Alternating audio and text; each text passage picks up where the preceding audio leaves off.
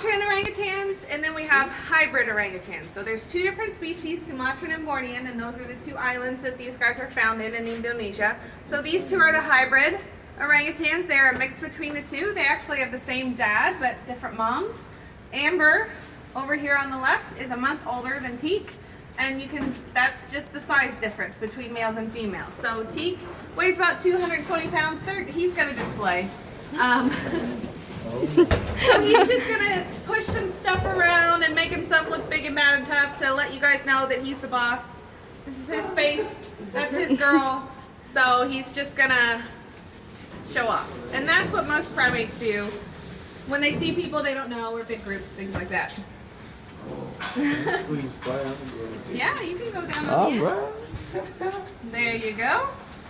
So Teak, he's come back to show us a little bit. He's got those two, excuse me, flanges, those cheek pads on either side of his face. And the males get those when they sexually mature, usually anywhere between 10 and 15 years old. Females do not get those flanges. Yep. Most males do. Now there's been a couple studies in the wild. Researchers have found that some males that are close to each other in territories, or some juvenile males won't flange, is what it's called, get those cheek pads until the other male has left the territory, or until that male has kind of overtaken the most dominant male of the territory. So it kind of depends, but most males in captivity are going to have those, yeah. So Teak weighs about 220 pounds. Amber weighs about 115. She's kind of petite for an orangutan. Don't touch. Not at all. She knows you don't know the rules. And so she's trying to get you to break them. So she, number one reason you're not going to touch them is because, like I said, we can pass things back and forth pretty easily, which is why you guys are wearing masks. But anytime we feed them or interact with them, we're always going to have gloves on, because the flu, strep throat makes us really, really sick. It could kill these guys. So, because they don't have that immunity. So we want to be very careful about how we're passing things back and forth. The other reason is she's incredibly strong. She could break your hand with that one. She's gonna. Sorry, I can't. So they're very inquisitive and very smart and very fun to interact with. But she's trying to get you to break the rules real hard right now. Would get me in trouble. Yeah, so like I said, she's kind of small, on the smaller end.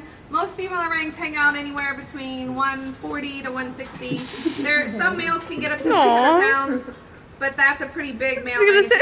Keep ours at a pretty good weight. I think she likes you. Because the males tend to get cardiac issues when they get older, just like humans do. So we actually have trained these guys to do x-rays, ultrasounds, lots of different medical procedures that we need to do, all while they're awake and all through the mesh, so that way we don't have to anesthetize them for almost anything. So smart. You need to put the stick away.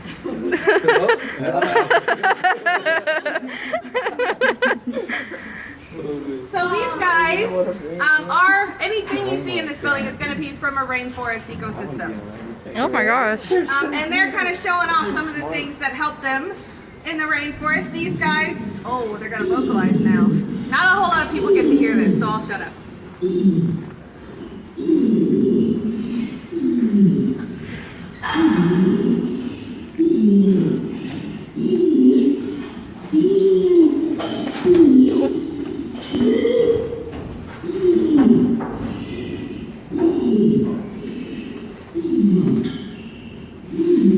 So he's going to go to corner now, most likely, because part of what those flanges are for, or no, he's coming back, is to amplify that sound. This is called a long call vocalization. Oh, you got it.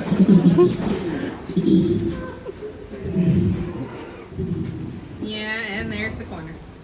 So that's called a long call vocalization, and typically the males do that in the wild when they're coming into a territory to kind of announce their presence or to communicate a little bit better with other orangutans.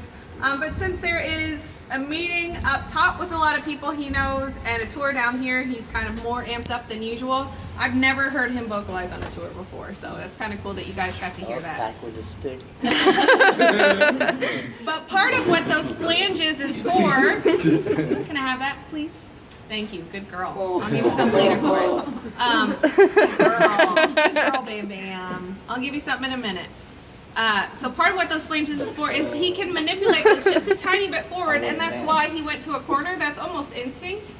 Anywhere in the wild where they can find a big tree trunk they're going to go up to, and they'll put those flanges just a tiny bit forward, and the call bounces off the tree trunk and off their flanges and out into the wild, and it's like surround sound. It goes a whole lot further than it would otherwise without those. So that's a pretty cool adaptation that they have, or what are they called? Structures now? I just learned this the other day. It's not adaptations anymore. It's structures and functions. Yeah. Yeah. So she's going to be a little bit on guard because typically in the wild, orangutans are solitary.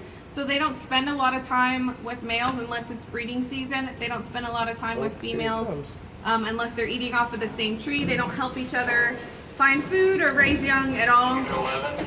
You are just worked up. So you're going to see she's always going to move out of his way and try to be just not where he is at all because he's just going to move. Is he growling?